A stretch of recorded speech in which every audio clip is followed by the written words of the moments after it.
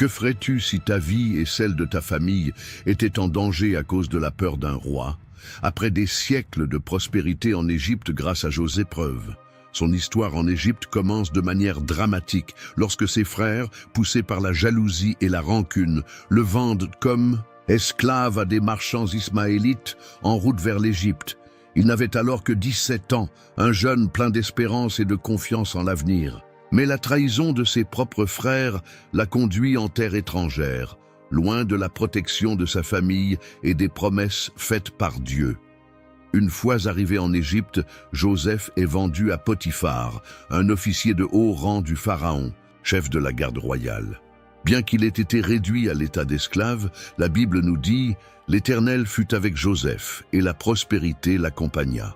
Très vite, ses talents de gestionnaire et sa droiture attirent l'attention de Potiphar, qui le place à la tête de toute sa maison et de ses biens.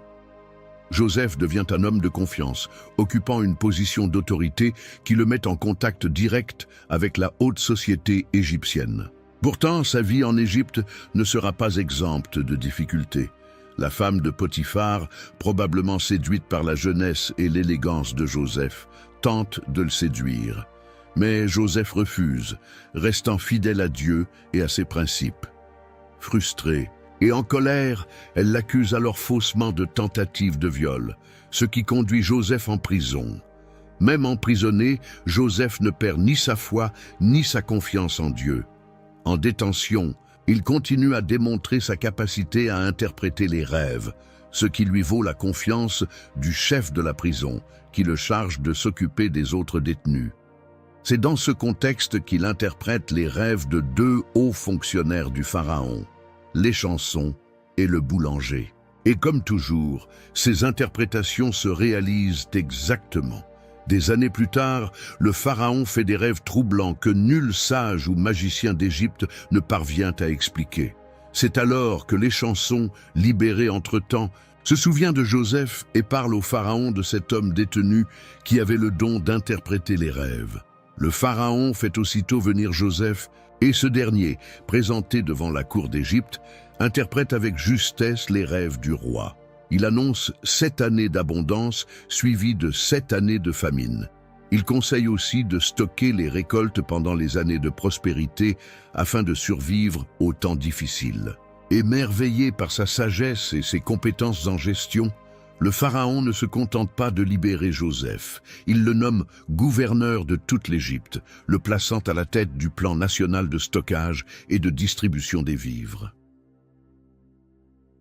En tant que gouverneur, Joseph est chargé d'organiser la collecte et l'entreposage des grains durant les années d'abondance, assurant ainsi que le pays puisse faire face à la famine annoncée. Son ascension fulgurante est une preuve évidente de la providence divine.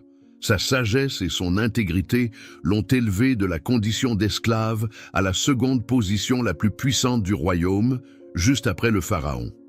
Durant cette période, le Pharaon, impressionné par la stature de Joseph et son autorité croissante, décide de conclure une alliance politique en lui donnant une épouse. Il choisit Asnath, fille de Potiphéra, prêtre d'Héliopolie, pour devenir sa femme. Ce mariage n'était pas le fruit d'un amour ou d'une longue relation, mais plutôt un acte stratégique. En unissant Joseph à Asnath, le Pharaon cherchait à renforcer les liens entre le pouvoir politique incarné par Joseph et la noblesse sacerdotale, très influente en Égypte. Asnath, étant fille d'un prêtre du dieu solaire Ré, était issue d'un milieu profondément ancré dans le polythéisme égyptien. Son entrée dans la maison de Joseph représentait une tentative d'unification entre différentes sphères de pouvoir sous une même direction. L'histoire de Joseph en Égypte, marquée par des moments d'extrême adversité mais aussi par une ascension impressionnante au pouvoir, est l'une des plus remarquables de la Bible. Non seulement il a sauvé l'Égypte d'une grave crise, de famine, mais il a aussi consolidé sa position à la cour grâce à sa sagesse et son intégrité. En même temps, il a rencontré sa femme, Asnath, dans un mariage qui allait jouer un rôle essentiel tant dans sa vie personnelle que dans l'avenir de sa descendance. Asnath, l'épouse de Joseph, était la fille de Potiphéra, un prêtre égyptien officiant dans la ville d'Héliopolie.